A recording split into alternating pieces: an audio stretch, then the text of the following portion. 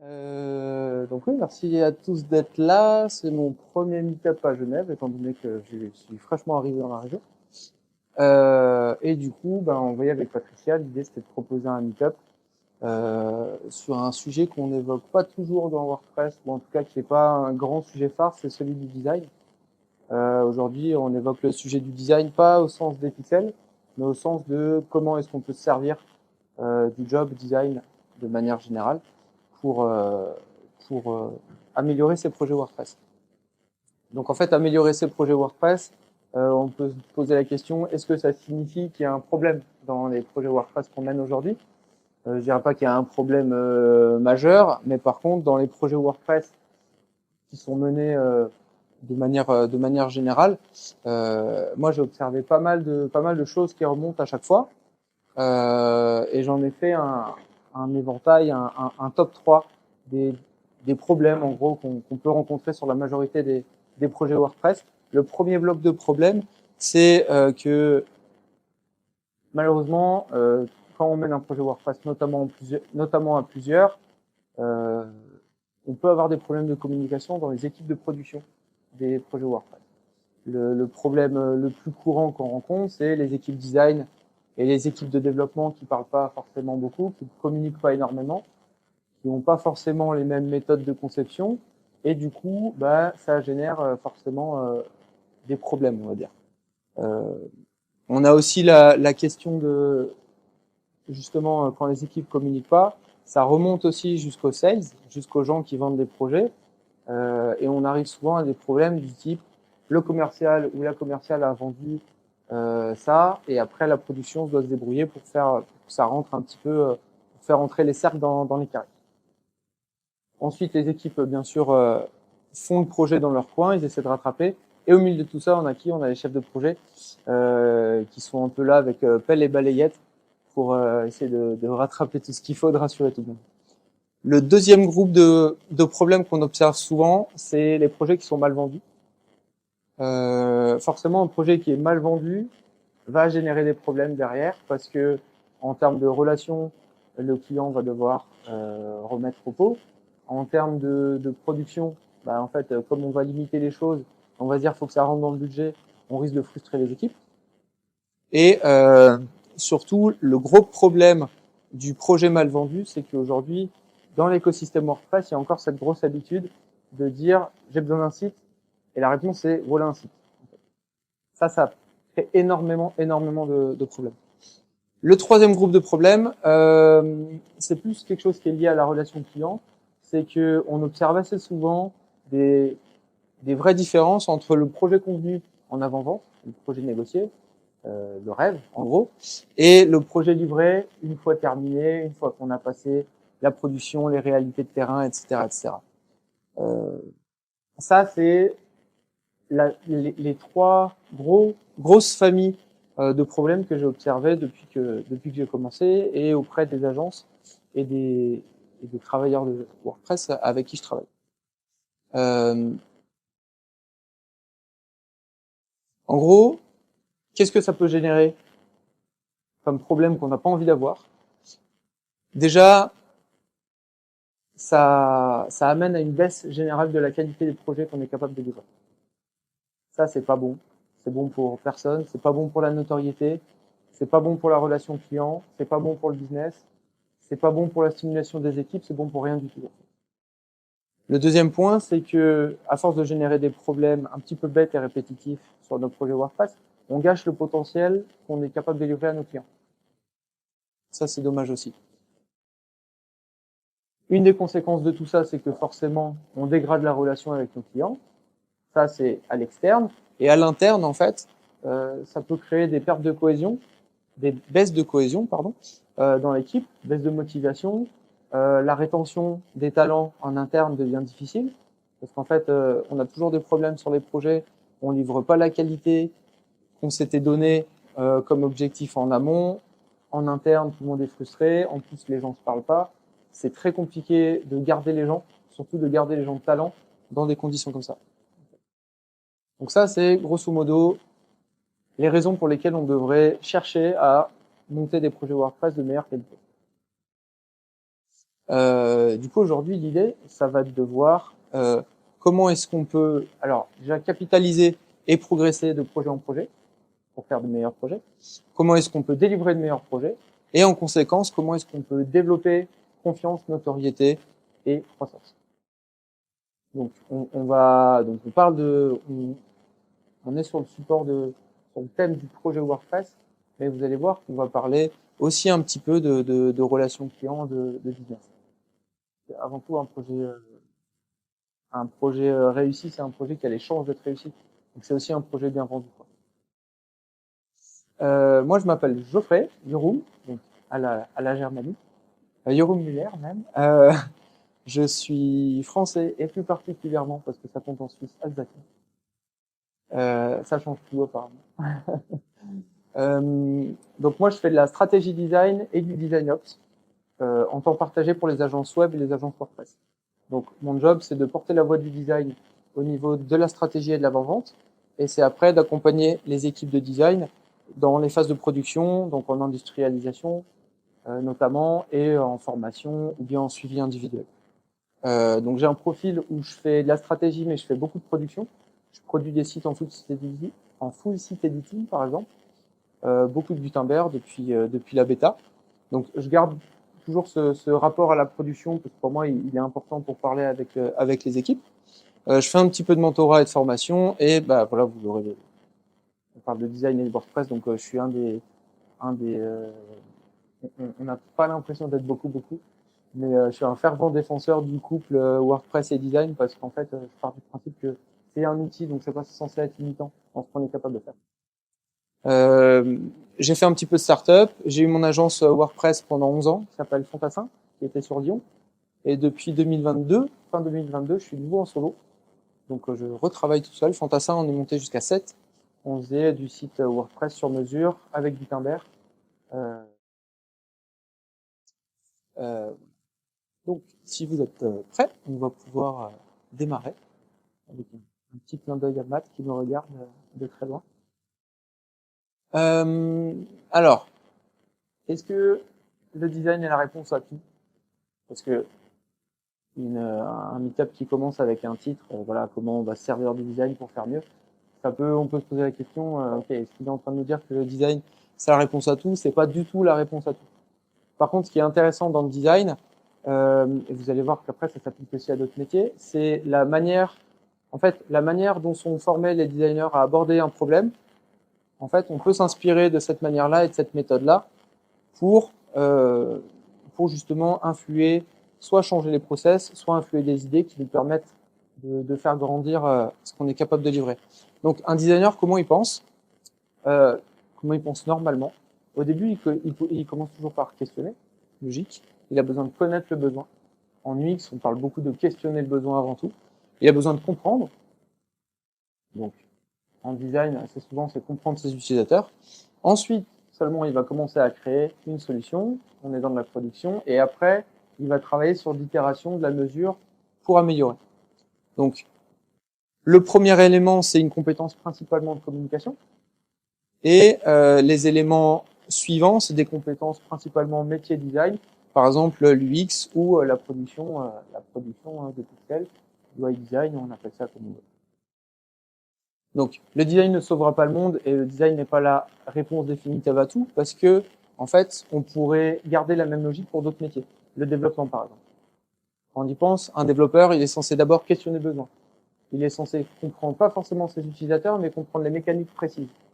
Là, c'est de l'algo. Ensuite, il est aussi censé commencer à créer une solution, c'est du code.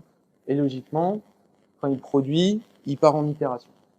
Donc en fait, on pourrait tout autant s'inspirer des méthodes de développement pour rendre les projets WordPress meilleurs. Le truc, c'est que je suis designer, donc avec moi, on va s'inspirer des méthodes de design.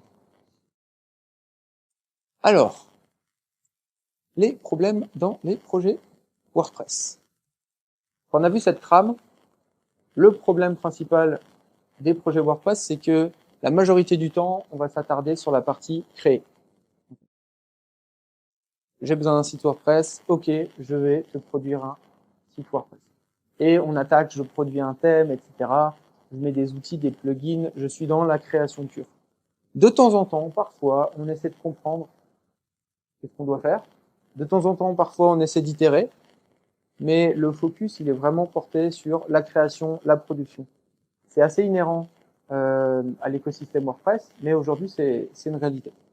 Et parfois, peut-être de temps en temps, quand il y a quelqu'un qui lève la main ou qu'on commence à avoir les problèmes, parfois on questionne. Mais on questionne vraiment pas souvent. WordPress, c'est vraiment l'écosystème où on voit le besoin, la réponse, et on part directement dans la création. C'est responsable de la majorité des problèmes. Donc aujourd'hui, je vous propose de voir trois familles de solutions qu'on peut mettre en place, inspirées du design, pour faire en sorte de monter un petit peu le niveau de jeu des projets WordPress qu'on est capable de produire. Le premier, ça sera ce que j'appelle le langage commun.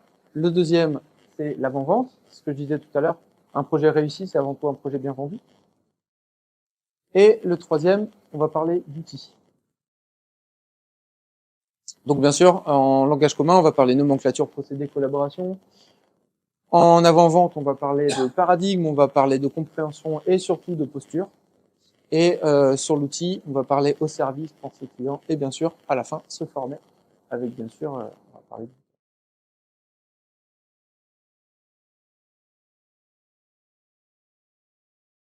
Okay. Alors, numéro 1, le langage commun. Comment est-ce qu'on fait pour créer un langage commun? Donc l'idée du langage commun, c'est que tous les gens d'une équipe soient alignés sur le même langage, c'est-à-dire on parle tous de la même chose, de la même manière. Rien que cette phrase, normalement, on est capable de se rendre compte que quelqu'un qui vend un projet, qui parle d'une chose de la même manière que quelqu'un qui fabrique le projet, on gomme énormément de problèmes. Donc la première étape pour travailler sur un langage commun, c'est le process de création. Donc si demain vous voulez créer un langage commun avec d'autres équipes, d'autres métiers, l'idée c'est déjà de travailler ensemble à quel est le process complet de création d'un projet. Sur ce process-là, on doit voir chaque acteur du projet comme un utilisateur. On est vraiment dans une démarche UX. Donc un acteur du projet, ça peut être le client, mais chez le client, il y a plusieurs acteurs aussi. Ça peut être mon interlocuteur chez le client, le chef de projet interne. Ça peut être le décisionnaire, qui a d'autres enjeux aussi. Et après, ça peut être des interlocuteurs chez nous, par exemple. Le chef de projet qui est aussi en interface, l'équipe design, l'équipe de développement, les contributeurs, etc., etc. Donc là, on s'attarde pas forcément à ce qu'on va appeler le end user du projet, mais on va s'attaquer aux utilisateurs de la création du projet. Même si on travaille pour les clients de nos clients, notre premier utilisateur, c'est le contributeur du site qu'on fabrique en fait. S'il n'a pas une expérience à la hauteur, il ne va pas pouvoir exploiter l'outil à son plein potentiel. Donc, on co-crée un process commun. Ça doit être co-construit, absolument. Ça doit être réaliste et ça doit être inclusif. C'est-à-dire que toutes les parties prenantes d'un projet doivent avoir la voix. L'idée, c'est que chaque partie prenante puisse identifier sur ce process commun ces grandes étapes, en fait, que les différents métiers puissent prendre conscience des grandes étapes de leur métier voisin, et surtout que chaque métier puisse, à un moment donné, à chaque étape précise, ses alertes. Ici, en général, sur cette phase projet, côté développement, on se rend compte qu'il y a toujours des problèmes qui résultent de cette thématique, cette thématique, cette thématique. À partir du moment où c'est noté et où c'est partagé, en fait, tout le monde le sait. Donc forcément, on peut anticiper, on peut essayer de réduire la friction là-dessus. Donc, on met en avant les enjeux, les contraintes, les difficultés de chacun, et surtout, on considère les acteurs du projet comme des personas, comme des utilisateurs. À chaque fois, je vous mets des conseils pratiques. Pour ces sessions-là de création de process global, je vous conseille des sessions de maximum 2 heures. Au-delà, ça commence vraiment à être dur pour les cerveaux et pour l'attention. Des animateurs ou des animatrices qui sont plus en mode facilitation, en mode je sais, je dirige, et puis la réponse qu'on me donne, je la change un petit peu pour qu'elle aille bien. Ça, faut éviter. Des vrais représentants des métiers. Donc, si vous voulez représenter une équipe de design, une équipe de développeurs, vous mettez pas un stagiaire, en fait. Vous mettez un directeur technique, un directeur artistique, Si vous voulez représenter une équipe éditoriale, pardon, vous mettez un directeur éditorial ou une directrice éditoriale. Et le dernier point, c'est trouver un format de restitution pour tous. Là, on peut s'inspirer de l'UX aussi. En UX, on a ce qu'on appelle les et le nom vient de m'échapper, les experience maps. Donc en fait, l'idée, c'est pas de trouver il n'y a pas un mode d'expression de ce process qui conviendra à tous les sujets, à toutes les agences, mais l'idée c'est de trouver le mode en interne qui sera le plus facilement assimilable par tout le monde. Donc en UX, l'expérience map, c'est quelque chose qui s'intègre assez facilement. Après, ça peut devenir très complexe quand on fait ça à l'échelle d'une agence. Mais voilà, l'idée c'est de trouver des formats qui soient partagés et surtout qui soient consultables par tous. Le deuxième point pour créer un langage commun, c'est la nomenclature commune. Donc la nomenclature commune, ça paraît simple, mais quand un métier parle d'un module et l'autre métier parle d'un composant, ça montre déjà que c'est pas si simple. Donc l'idée de la nomenclature commune, c'est dans un premier temps de se dire que il n'y a pas le design pour la tech, il n'y a pas la tech pour le design, en fait. Il y a les métiers au service d'un projet. Donc la meilleure manière que vous avez de challenger la nomenclature de quelque chose dans votre système, dans votre communication, c'est de voir si, par exemple, les profils commerciaux vont comprendre. Si les profils commerciaux comprennent une nomenclature, par exemple un module ou un composant, ah ben en fait, vous avez déjà un alignement entre tous les métiers et c'est déjà un très bon signe. Donc encore une fois, c'est quelque chose qu'on co-construit. C'est pas forcément un métier qui doit imposer une nomenclature ou une autre. Bien sûr, pour la nomenclature, on peut utiliser des piliers communs. Gutenberg, c'est un pilier commun. Pourquoi? Parce que Gutenberg, c'est un outil qui est à cheval entre plusieurs métiers. C'est un outil dont vont se servir vos clients. Mais au final, c'est aussi un outil de design, parce que les designers designent en bloc. Et c'est aussi un outil de développement, parce qu'on développe des blocs. En fait. Et on développe sur la pensée modulaire depuis très très longtemps. On appelait ça l'objet, on appelle encore ça l'objet. Mais le développement orienté objet, c'est typiquement du design orienté module, et c'est de la contribution Gutenberg orienté bloc. Donc voilà, Gutenberg est très intéressant pour ça, parce qu'il est vraiment au carrefour. Et bien sûr, la nomenclature. C'est quoi une bonne nomenclature? C'est une nomenclature que le client est capable d'intégrer et de comprendre. Parce que si au cours du projet, vous avez votre nomenclature interne entre tous les métiers, mais que le client n'y comprend rien, et qu'il n'est pas capable de l'assimiler, on a un petit problème. Donc on va recasser ce langage.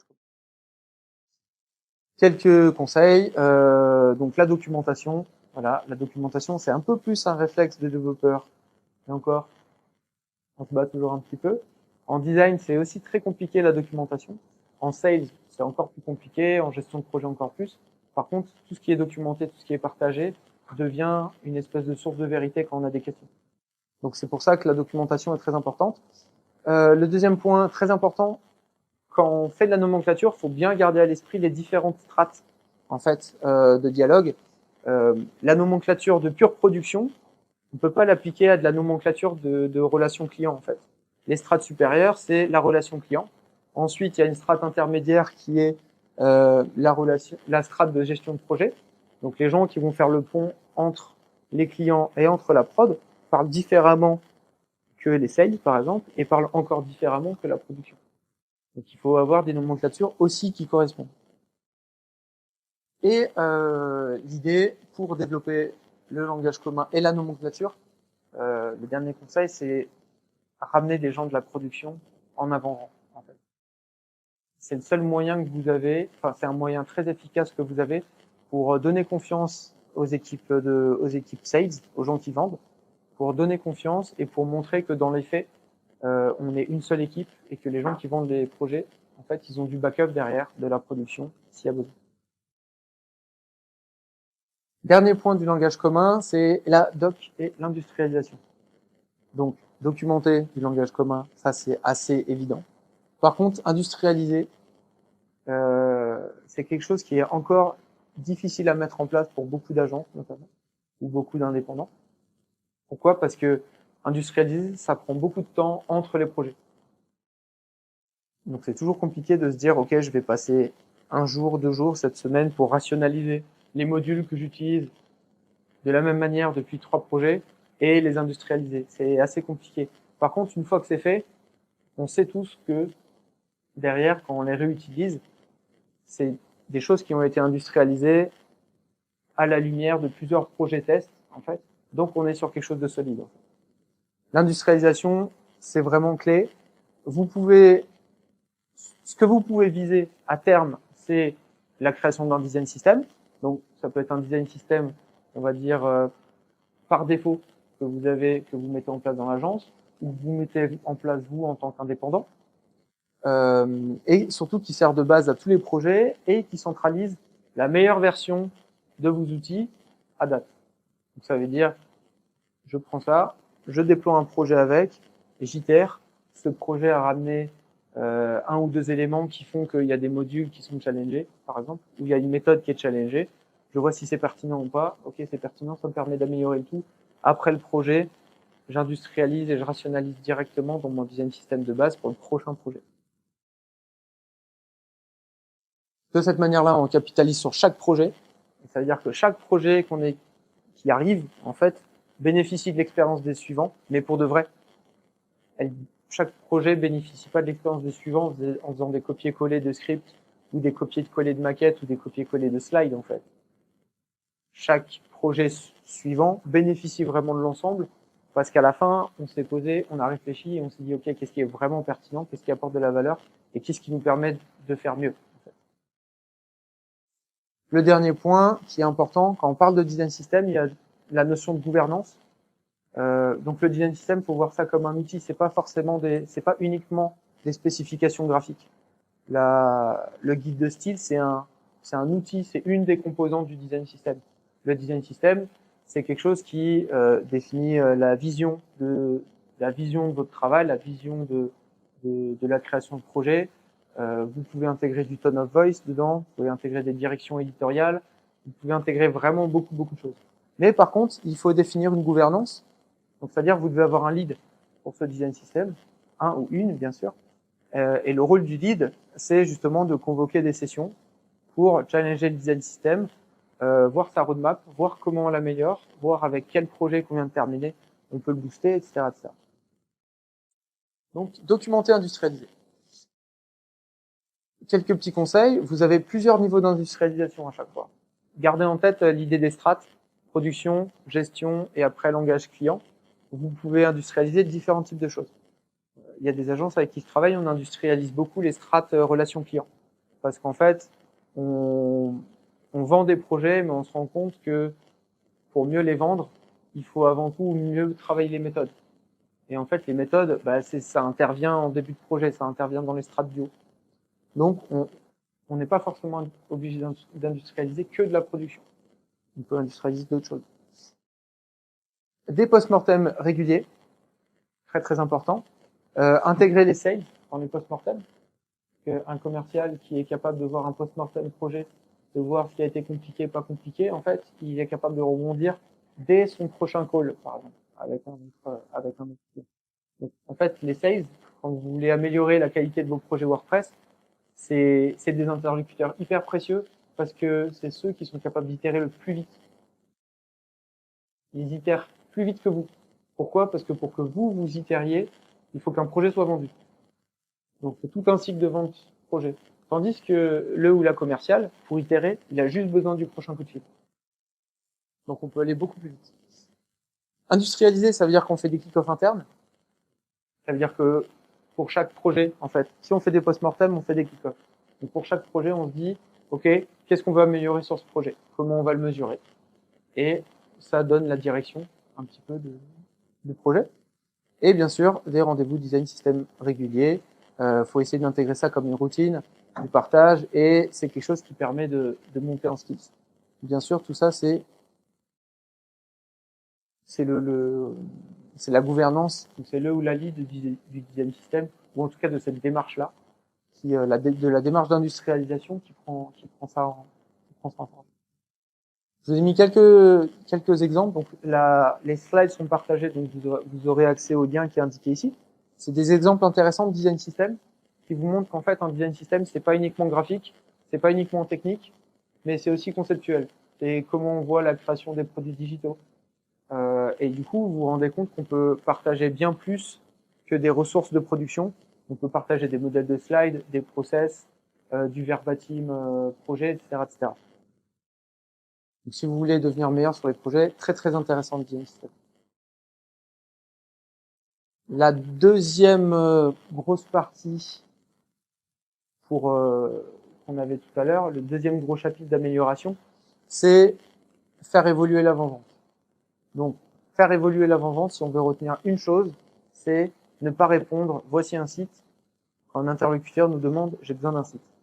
Ça, c'est la plus grosse bêtise qu'on puisse faire. Pour ça, on a l'UX, on a l'expérience utilisateur qui peut beaucoup nous aider, en fait, à changer le rapport, pas forcément le rapport de force, mais à changer la collaboration qu'on peut mettre en place dès la phase d'avant-vente. Un des gros jobs qu'on fait en UX, c'est poser des questions. Mais c'est poser des questions très spécifiques. Et en fait, on peut se servir de ces méthodes. Je pose une question très spécifique pour faire évoluer les avant-ventes. Donc, par exemple, pour questionner les besoins en profondeur. J'ai besoin d'un nouveau site. En fait, au lieu de répondre « voici un site », on peut questionner de manière hyper spécifique en disant « Ok, ce besoin, il répond à quel problème ? Ce problème, quel est son niveau de criticité ?» En fait, normalement, quelqu'un qui vous indique le niveau de criticité d'un problème, vous êtes déjà capable d'ajuster votre positionnement. Est-ce que c'est un problème, s'il n'est pas résolu, c'est pas grave, ou est-ce que c'est un problème vraiment, vraiment touchy qui met en danger l'organisation? Là, déjà, votre posture change. Quelle est la maturité du besoin? Donc pareil, vous pouvez changer votre posture en fonction, voilà, j'ai besoin d'un site internet. Ok, ce besoin, il est mature ou pas? Vous en avez besoin? Vous savez déjà de quel type de besoin vous avez, ou pour l'instant, vous avez juste besoin d'un site? Juste un site. Ça, c'est une maturité très faible. J'ai besoin d'un site qui me fait ça, ça, ça, qui me fait le café, etc. Ça, et il y a un scope très défini. Vous êtes sur une maturité plus haute, et déjà, il y a un rapport différent. Vous l'abordez différemment. Après, il y a d'autres types de questions que vous avez là. Celle-là, elle est très, très intéressante, en fait. Quel est l'impact? Si, en fait, notre projet résout le problème, c'est quoi l'impact? Au contraire, si le problème n'est pas résolu, c'est quoi l'impact? Donc, la question d'impact nous donne des éléments assez intéressants. Est-ce qu'il y a eu des tentatives de résolution? Est-ce qu'il y a des niveaux de priorité? L'avant-dernier élément très important, à quel niveau est impliquée la direction, par exemple? Ou à quel niveau il y a du soutien dans la direction? Un projet client où il n'y a pas de soutien de direction, ça sent mauvais en termes de réussite de projet. Côté client. Côté client, si voilà, si vous avez un client qui a un projet de site, mais qui la direction du client voit ça un peu de loin, oui voilà, vous avez une enveloppe, débrouillez-vous, etc. Ça sent mauvais. À l'inverse, si vous avez une direction qui de temps en temps est présente, il y a un membre du comité de direction qui vient de temps en temps faire des réunions pour le kick-off et pour la définition des objectifs, vous avez des décisionnaires. Là, c'est déjà très très bon signe en fait. Et ça ouvre quand même les portes à des projets de meilleure qualité. Parce qu'en fait, vous avez des interlocuteurs qui vous montrent que le client, c'est important pour lui. Enfin, quel est l'écosystème du projet? Ça, c'est une question dans l'écosystème WordPress qu'on pose jamais.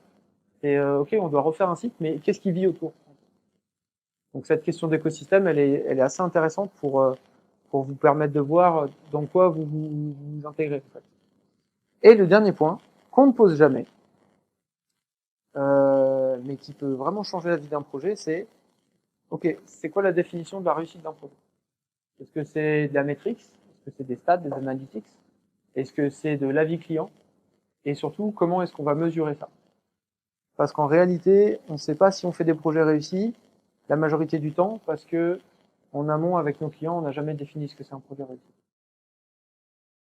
Donc, quelques conseils pratiques. Vous pouvez mettre en place des modèles de définition de besoins en amont, des modèles PDF que vous pouvez, quand vous avez un lead, vous pouvez renvoyer ça. L'avantage, c'est que ça fait un premier filtre, en fait. Un lead qui remplit pas un modèle simple, c'est pas forcément un lead qui a envie de s'intéresser et de s'impliquer, puisque ça donnera lieu à un projet qui a toutes les chances d'être de qualité. Ça, c'est question ouverte. Vous pouvez aussi avoir, pour les équipes de sales, un système avec des premières questions filtres.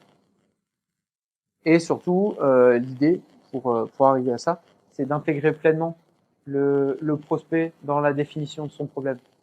Quand les gens viennent en disant on veut refaire notre site, on veut faire une refonte, on veut faire une création, en général, c'est plutôt un appel à l'aide plutôt qu'une directive en mode je sais exactement ce que je veux.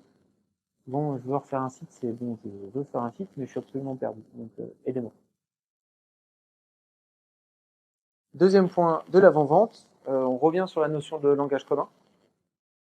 Ça permet de faire la bascule. À partir du moment où on a un langage commun, en fait, ça bénéficie déjà à l'avant-vente. Et si ça bénéficie à l'avant-vente, ça met dans des bonnes conditions pour que le projet potentiellement puisse être au niveau. Donc, le langage commun, il fait quoi? Au niveau des équipes de vente de projet, le gros point, c'est que ça les rassure, en fait. Assez souvent, les équipes sales qui remontent, c'est des différences de langage, et du coup, ils n'ont pas forcément le langage suffisamment pro pour être pertinent. En fait. Partager, avoir un langage commun avec eux, ça va les rassurer là-dessus, ils vont se sentir plus forts, ils vont se sentir plus crédibles pour parler vraiment de sites, mais dans le dur, plutôt que de rester à la surface. Et surtout, quand on les intègre dans des process complets, en fait, ils savent que derrière, il y a vraiment du renfort. Ils savent que, en fait, quand à un moment il y a une demande qui les dépasse parce que c'est une demande trop technique ou qui implique un métier de manière trop précise, en fait, le fait qu'il y ait un langage commun, le fait qu'il y ait des process travaillés en commun, ça va les sécuriser pour plus facilement aller demander de l'aide à un profil spécialisé plutôt qu'à inventer une réponse. On sait très bien qu'en avant-vente, quand on invente des réponses pour satisfaire la question, c'est le début de belles rigolades, on va dire. Et du coup, voilà, ce qu'il faut garder en tête, c'est des sales qui font bien leur travail, c'est de la concentration sur les équipes, enfin c'est surtout de la sécurité sur les équipes de production.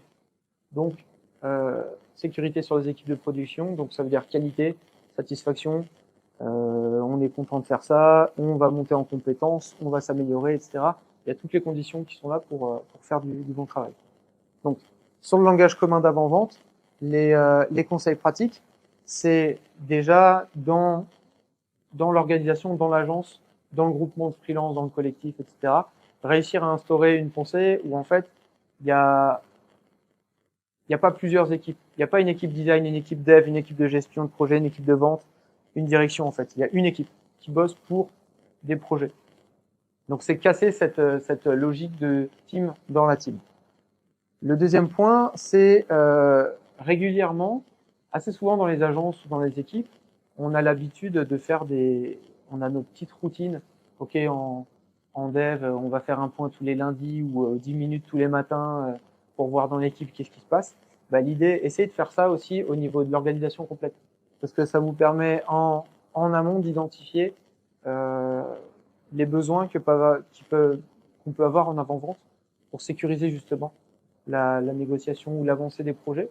Et en fait, ça donne le champ libre aussi aux équipes sales de parler des projets qui sont en train de discuter et de mettre en avant soit les besoins qu'ils ont et qu'ils n'auraient pas encore formulés, soit ça permet de leur poser des questions. Ah, mais t'as pensé à ci, t'as pensé à ça? Non, donc on se prend 10 minutes, on en parle, et comme ça au prochain call client, t'es un peu plus sécurisé et on peut avancer. Et le dernier point, c'est intégrer les sales dans les post-mortem. Il y a plein de sales que ça peut ne pas intéresser.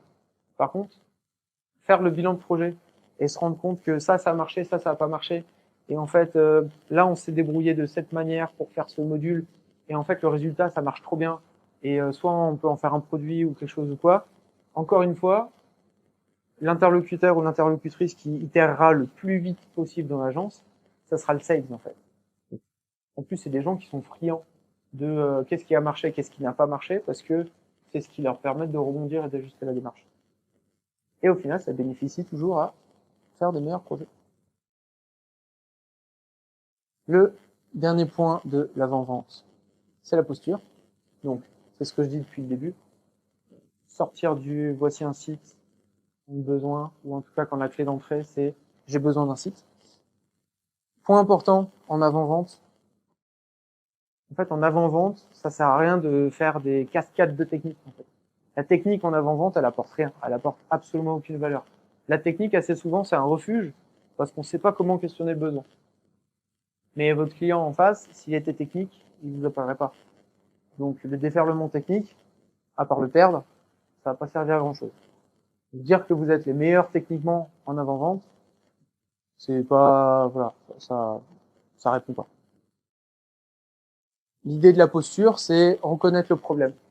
Si on y pense, on a tous envie de travailler avec des gens qui, d'abord, sont capables de nous écouter et de comprendre, en fait, quelles sont nos galères, pour ensuite s'adapter. Si on a cette envie-là, ce serait pas mal de changer de posture pour devenir cette personne-là. Voilà. Il y a, dans les conseils pratiques, dans l'écosystème WordPress, il y a un gros point sur ça.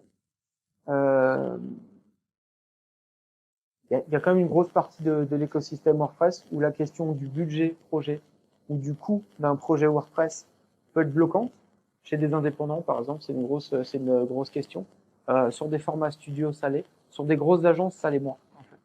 En fait, changer sa posture, c'est aussi une manière de casser les plafonds de verre qu'on peut avoir, de dire que, en fait, un projet WordPress, quand on pense de cette manière-là, il vaut pas la production du site WordPress, en fait. Un projet WordPress, qui vaut, c'est la compréhension du besoin, le traitement du besoin, la mise en place d'une stratégie, et après la construction d'outils. Et quand on aborde un projet de cette manière-là, normalement, ça change complètement la manière dont on va présenter la solution à un client. Ça, c'est typiquement la maladie du freelance.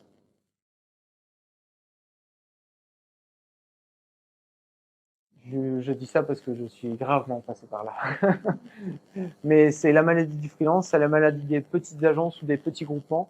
Et du coup, c'est ce qui crée des conditions pas forcément fertiles pour qu'il y ait de la satisfaction au projet à la fin, à la livraison. En fait. Donc c'est un vrai problème à adresser. Il y a Simon Sinek qui dit quelque chose de super intéressant. C'est que en fait, on ne fait pas du business avec les entreprises, on fait du business avec les gens. Donc, pour faire du business, pour bien vendre un projet, donc pour créer les bonnes conditions pour que le projet réussisse, en fait, ça passe d'abord par la compréhension du problème de et par leur écoute.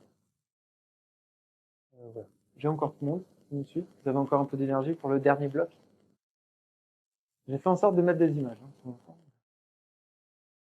Le dernier bloc, c'est l'outil. L'outil, c'est la grande maladie du WordPressien ou de la WordPressienne. L'outil, c'est ce qui coupe les ailes au WordPressien ou à la WordPressienne. Donc, si on veut être meilleur, il faut s'attaquer à cette question de l'outil. Et quand on s'attaque à la question de l'outil, il faut vraiment comprendre quelque chose, c'est que l'outil, ce n'est rien d'autre qu'un moyen. En fait. L'outil, on va prendre WordPress, c'est un moyen de faire quelque chose. C'est un moyen de réaliser un site. Le site est le moyen de répondre de déployer une stratégie, et la stratégie est le moyen de répondre à un problème. Donc en fait, WordPress, c'est à la fin. À l'inverse, quand on pense en mode il faut un site, voici un site, on fait du WordPress tout de suite. Donc on commence par la fin. Forcément, et c'est l'outil, on construit sur l'outil. Donc c'est l'outil qui devient la source de contraintes pour répondre à une solution qui adresse un problème 3 strates au-dessus. Donc le premier point, c'est vraiment garder l'outil là où il est. C'est WordPress là où il est. C'est un outil. Il peut être remplacé par autre chose, ça marchera pareil. Donc c'est jamais le point de départ d'un projet. Le point, alors ça c'est mon avis ferme là-dessus, c'est partir d'un outil, imposer un outil et ses contraintes pour réaliser un projet. Professionnellement, c'est irresponsable. C'est intégrer de la dette à nos clients. Et puis surtout, c'est irresponsable parce que on crée une solution client basée sur nos propres limitations à nous. C'est un petit peu limite. Un outil, ça peut être un CMS, par exemple, WordPress. Se dire, en fait, on fait forcément du WordPress parce qu'au fond, on sait que nous, on fait que du WordPress. S'il n'y a pas de certitude que c'est vraiment la meilleure réponse pour le client, c'est quand même un peu irresponsable. Et aussi, donc ça c'est un petit point sur les phases d'avant-vente. En réalité, pour ce qui va dans les critères de choix d'un prestataire ou d'un partenaire pour monter un projet, l'outil, sauf si vraiment c'est spécifié parce que vous avez des interlocuteurs techniques où il y a une stack, etc., etc. Mais l'outil, c'est rarement un critère, en fait. Les critères, ça va être l'écoute, la pertinence de la réponse, le budget éventuellement, bien sûr, hein, faut pas se voiler la face, le timing, qu'est-ce que ça implique en termes d'organisation et surtout le fit humain. Comment ça se passe, est-ce que la relation est-ce que ça se passe bien, est-ce qu'elle est fluide, est-ce que ça accroche. Voilà. L'outil, c'est rarement un critère de décision. Donc déjà, pour arrêter de prendre l'outil comme la finalité, deux conseils pratiques, c'est arrêter de tout vouloir savoir faire. En fait. Les gens qui mettent l'outil au centre et qui partent d'un outil pour construire, c'est en général parce qu'ils veulent faire tout le projet eux-mêmes. Donc on part de l'outil, on part de ce qu'on connaît. Pour progresser sur un outil d'ailleurs, il n'y a rien de mieux que de demander de l'aide sur cet outil. Parce que sinon on est toujours limité à ce qu'on sait faire avec. Et le deuxième point, c'est identifier ses points de magie et s'entourer pour les points qui sont pas forcément des points de magie. Donc imaginons si WordPress c'est vraiment vos points de magie, et que vous voulez continuer à cultiver ça, en fait, entourez-vous de personnes qui vont être capables, en amont, par exemple, de vous aider sur le questionnement d'un besoin, qui vont vous aider sur du design, par exemple, sur de la contribution. Comme ça, vous restez dans votre zone de magie, vous donnez le meilleur, mais par contre, vous permettez quand même au projet de remplir le maximum de cases là où vous êtes moins bon, pour que l'ensemble soit de qualité. Donc, le deuxième point, ça c'est un gros problème notamment en intégration. La maladie de l'intégrateur, c'est comment je fais ça. La réponse à cette maladie, c'est pose-toi la question de qui va faire ça. Comment je développe ce module avec Gutenberg. La vraie question, c'est pas comment je développe ce module. La vraie question, c'est comment est-ce qu'un contributeur va réaliser ça. Donc, l'idée, quand on pense l'outil, c'est penser qui utilise l'outil et pas forcément qui produit avec l'outil. Donc, c'est l'exemple de l'intégration. Hein. Souvent, c'est j'intègre de cette manière-là parce que moi, j'intègre de cette manière-là. Et après, donc Gutenberg ou ailleurs, il y a un utilisateur qui utilise ce bloc. Et mais il sait pas utiliser le bloc. C'est pas qu'il sait pas utiliser le bloc, c'est qu'on s'est pas posé la question de comment il allait utiliser le bloc, de quelle est la meilleure manière pour un utilisateur d'utiliser ce bloc, et on se base là-dessus pour faire notre intégration. Donc c'est toujours penser je dis toujours notre premier utilisateur, c'est pas le client de notre client en fait. Moi mon premier utilisateur c'est le contributeur du site. Si le contributeur ne peut pas faire son job, en fait, il pourra pas faire son job pour son propre client. Donc pensez qui utilise. Ça nous permet de cultiver l'autonomie client. À partir du moment où on travaille avec des outils en se disant ok, quelle est la meilleure manière pour le client d'utiliser cet outil, on rend notre client autonome. En fait. Il y a plein de raisons pour lesquelles on veut rendre nos clients autonomes. On n'a pas envie qu'ils nous appellent pour changer un titre. Et ils n'ont pas envie de nous appeler pour changer un titre. On n'a pas envie qu'ils nous appellent pour changer de colonne ou une image. Non. Donc en fait, cultiver l'autonomie, ça permet aussi de réserver les interactions avec nos clients pour des choses qui ont vraiment de la valeur. Penser à qui utilise, bien sûr, ça implique aussi de faire le point sur, voilà, sur mon job, où est-ce que je me situe, sur quoi je devrais progresser, est-ce que je dois progresser sur ma manière de décomposer des maquettes pour les intégrer de manière plus intéressante pour mes clients ou pour mes utilisateurs, sur quoi je dois progresser. Donc ça, c'est souvent une difficulté qu'on rencontre, c'est que faut monter en compétence. Après, c'est l'histoire de la vie, quoi. Les cycles éternels, tout ça. Pour ceux qui ont la référence. Voilà. Petit conseil pratique, assez souvent, encore une fois, l'écosystème WordPress, on retrouve souvent le schéma du site monté avec un Elementor ou avec un outil X, parce qu'en fait, celui qui produit le site travaille avec Elementor. Et il ne travaille pas forcément avec d'autres builders ou d'autres outils. En fait. Le problème qu'on a avec ça, c'est que ça cultive pas l'autonomie de notre client. En fait. Et il y a toujours la légende du business récurrent, on veut du récurrent, du récurrent, du récurrent. À partir du moment où on cultive pas l'autonomie de nos clients, en fait, on leur met des menottes. Et mettre des menottes à un client, c'est une des pires manières de créer de la fidélité. Donc, casser l'autonomie de notre client, au final, à terme, c'est aussi casser notre business, pardon. La récurrence business, elle est jamais bonne lorsqu'elle est basée sur la dépendance. C'est quelque chose de court-termiste. Quand il y a de la dépendance, dès que votre client, dès que nos clients trouvent une alternative qui leur paraît plus intéressante ailleurs, ils quitteront, c'est certain, parce qu'ils sont dépendants. S'ils sont autonomes, ils n'ont pas de raison de partir, ils ont la main. Et enfin, on y arrive. Mon souci. L'outil à sa juste place. Le dernier point, c'est aussi d'être curieux et de se former sur les outils. 100% des gens qui n'ont pas testé Gutenberg détestent Gutenberg. C'est normal. Ou qui l'ont testé il y a 5 ans. Exact. Mais un outil, en fait, un outil, ça se parcourt pas, ça se teste.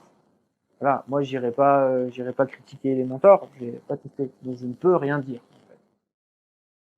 Mais voilà, euh, Gutenberg aujourd'hui, ça reste quand même un élément auquel il faut s'intéresser. Pourquoi? Pour les raisons que j'ai données tout à l'heure, en fait.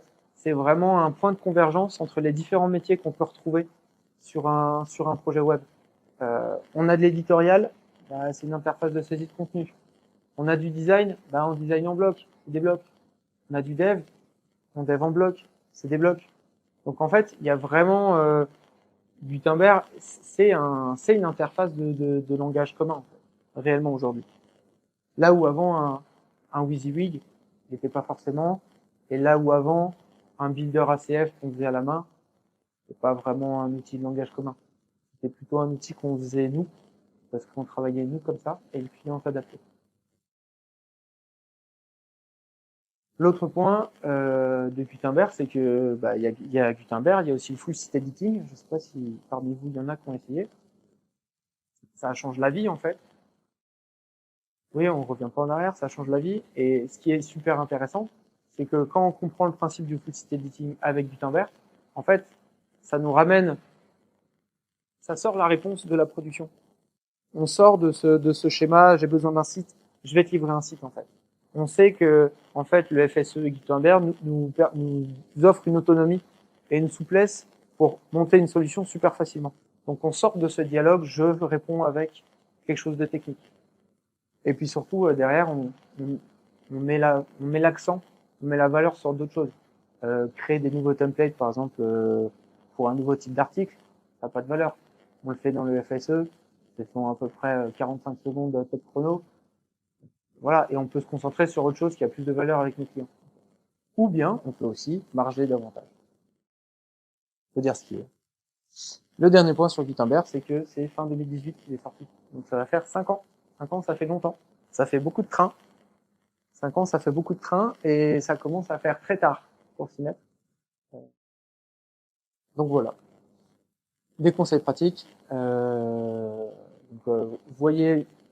Ne voyez pas forcément, si vous avez jamais essayé, ne voyez pas forcément Gutenberg comme un outil qui impose les choses, etc.